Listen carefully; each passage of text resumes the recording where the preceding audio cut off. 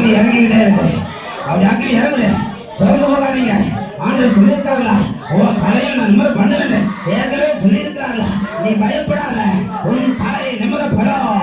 உங்கள் தலை நிம்மதப்படும். யுத்தம் பண்ண ஆரம்பித்து விடுங்க. யுத்தம் பண்ண ஆரம்பித்து விடுங்க. யுத்தம் பண்ண ஆரம்பித்து விடுங்க. ஆமா ஆமா ஆமா. எழுமுங்க எழுமுங்க. ஜெபிக்க ஆரம்பிங்க. சோத்திரம் பண்ண ஆரம்பிங்க.